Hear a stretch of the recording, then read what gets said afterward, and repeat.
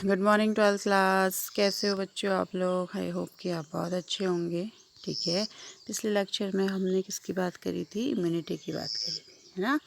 कि जिसकी इम्यूनिटी जितनी अच्छी होगी वो उतना ही क्या होगा, स्ट्रांग होगा, और जिसकी इम्यूनिटी कम होगी तो वो क्या होगा, उस पर जो रोग हैं वो एकदम से जल्दी आ जाएंगे।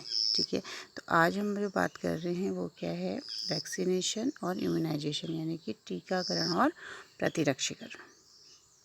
ठीक है, टीकाकरण का जो उपयोग था सबसे पहले एडवर्ड जेनर ने 1796 में, ठीक है, काउपॉक्स के टीके बनाने में किया था। ठीक है, उसके थ्रू उन्होंने क्या करा था? चेचक का टीका लगाया था। ठीक है, और इनको ही क्या करा जाता है? वैक्सीनेशन का फादर कहा जाता है। फादर ऑफ वैक्सीनेशन कौन है? एडवर्ड जेनर है। ठीक है, फिर लुई पाश्चर ने क्या करा? इसको एक शब्द दिया जिसको कहते हैं हम टीकाकरण। ठीक है, तो लुई पाश्चर ने रेबीज और एंथ्रेक्स में मुर्गी के कॉलरा का टीका लगाया। ठीक है, खोज करी उसकी। ठीक, तो अब टीकाकरण क्या होता है? देखिए कि जो भी हम, जैसे बच्चे का जन्म होता है ना, तो हम उसको बहुत सारे टीके लगाते हैं। BCG का टीका, DPT का टीका, ठीक है, पोलियो की ड्रॉप पिलाते हैं ना। तो उस वक्त क्या होता है कि हम बच्चे को क्या कर रहे हैं? उन सारे टीकों से इंट्रोड्यूस करा रहे हैं, यानी कि उन पैथोजन से हम क्या कर रहे हैं? सूक्ष्म मात्रा पैथोजन से उनको क्या कर रहे हैं? इंट्रोड्यूस करा रहे हैं कि इन फ्यूचर जब ये माइक्रोब्स एक्चुअल में किसी की बॉडी पर या बच्चे की बॉडी पर क्या करें, हमला करे, तो बच्चे का जो इम्यून सिस्टम है उसको पहचान ले। ठीक है ना। तो क्या है? किसी असक्रिय या मृत पैथोजन को, ठीक है ना, किसी वो क्या है, एक सूक्ष्म मात्रा में, या तो वो मृत होना चाहिए या तो वो क्या होना चाहिए, बहुत ही कम संख्या में होने चाहिए। तो हम क्या करते हैं? किसी के शरीर में उसको क्या कर देते हैं? इंजेक्ट कर देते हैं इंजेक्शन के थ्रू। तो यही प्रोसेस क्या कहलाती है? आपकी टीकाकरण कहलाती है।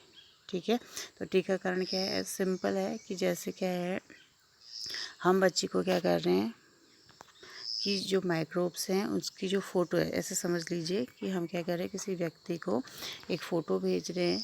ठीक है, बचपन में एक फ़ोटो उसकी मेमोराइज़ कर रहे हैं, और जब भी क्या हो रहा है, जैसे हमने BCG का टीका लगाया तो हम बच्चे की बॉडी से कह रहे हैं, देखिए ये क्या है, एक जो TB का वायरस है उसकी फ़ोटो है, इसको अपने आप क्या कर लीजिए, अपने B और T सेल में क्या कर लीजिए, मेमोराइज़ कर लीजिए। ऐसी जो क्या है DPT का टीका है उसके लिए हम फ़ोटो भेज रहे हैं, है ना। ठीक है, ग्रुप फ़ोटो भेज रहे हैं, 3 जने हैं ना DPT। ठीक है, तो ऐसे ही क्या है, अन्य जो भी हम जैसे पोलियो ड्रॉप पिला रहे हैं, ठीक है, तो उसमें भी क्या है, सूक्ष्म पैथोजन है ना। तो इसका मतलब क्या है कि जब भी इन फ्यूचर क्या कर रहा है कि वो क्या कर रहा है, जैसे समझ लीजिए एक बच्चा है 10 साल का, वो ग्राउंड में खेल रहा है, तो वहाँ पे क्या है, बहुत सारे TB के बैक्टीरिया हैं आसपास। ठीक है, जो खांसी कॉज करते हैं, ट्यूबरक्लोसिस करते हैं। तो क्या हुआ कि जैसे वो खेल कर घर आया तो उसको क्या हो गया, बुखार हो गया, है ना। तो मम्मी से बोल रहा है कि मेरी तबीयत ठीक नहीं है। तो मम्मी कह रही है कोई बात नहीं, बुखार की दवाई खा लो और थोड़ा देर आराम करो। ठीक है, तो उसमें क्या हो रहा है कि उस वक्त जो हमारे शरीर का बॉडी टेम्परेचर है, ठीक है, बुखार क्यों आता है? बॉडी टेम्परेचर बढ़ने से आता है। तो उस वक्त क्या कर रहे हैं, जो पैथोजन है वो हमारे इम्यूनिटी सिस्टम से क्या कर रहे हैं, लड़ रहे हैं।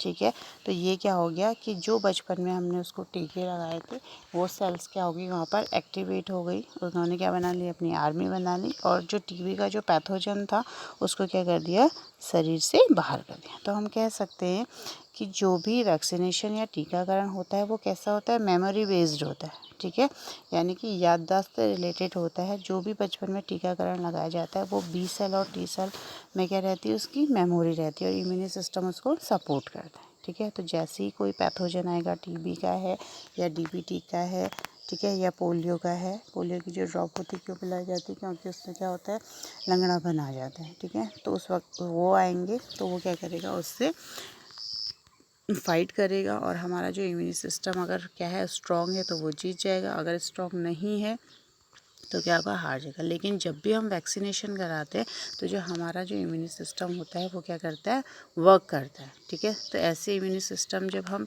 टीकाकरण के द्वारा क्या करते हैं, सपोर्ट करते हैं, तो उसको क्या बोलते हैं, सक्रिय प्रतिरक्षा।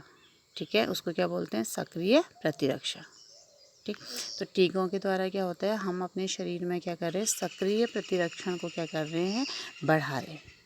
ठीक है, अब क्या हो रहा है कि कुछ जो टीके होते हैं वो क्या होते हैं, निष्क्रिय प्रतिरक्षण कहते हैं। ठीक है, निष्क्रिय प्रतिरक्षण। ठीक, सपोज कीजिए कि क्या हो गया आपको क्या हो गया कि एक्सीडेंट हो गया और आपको क्या है बहुत सारी ब्लीडिंग हो रही है, तो उससे क्या होता है इन्फेक्शन का डर रहता है। तो हम क्या करते हैं, सबसे पहले डॉक्टर क्या करेगा, जैसे ही वो हॉस्पिटल में आएगा उसको टिटनेस का इंजेक्शन देगा, ठीक है। या किसी व्यक्ति को क्या हो गया है कि सांप ने काट दिया है, तो वहाँ पर क्या होगा कि एंटीवीनम का डोज लगेगा, टीका लगेगा। तो वो क्या कर रहा है कि बॉडी उसके लिए क्या है, पहले से प्रिपेयर नहीं है, ठीक है। क्योंकि हम बॉडी क्या है पहले से प्रिपेयर नहीं है, तो इसलिए हम तुरंत जो बाहर से बनी एंटीबॉडीज़ होती हैं उसको शरीर में इंजेक्ट कराते हैं। समझ रहे ना बात को, कि जब भी क्या हो रहा है कि हमको सिर्फ सांप ने काट दिया है या क्या है, हम एक्सीडेंट में क्या हो गया, हमें बहुत सारी चोट लगी है, तो इन्फेक्शन के डर से डॉक्टर क्या करता है, टिटनेस का इंजेक्शन लगाता है।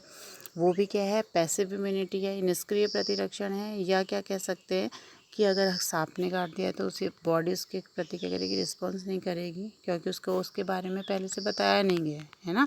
तो इसलिए बाहर से क्या दिया जाता है, एंटी सीरम का डोज दिया जाता है, तो व्यक्ति क्या हो जाता है, बच जाता है। तो इस प्रकार जो हमारा टीकाकरण है वो 2 तरीके का है।